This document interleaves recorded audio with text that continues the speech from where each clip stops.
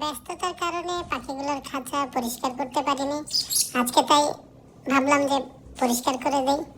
তো অনেক ময়লা হয়ে গেছে, বিগত 7-8 দিন ধরে পাখির খাঁচাগুলো অপরিষ্কার হয়ে রয়েছে। তো এই দেখুন, নগদ পরিষ্কার হয়ে গেছে। পরিষ্কার করার পর পাখিগুলোকে আসলে সুন্দর লাগতেছে এবং খাঁচাগুলো চমৎকার লাগতেছে। ধন্যবাদ।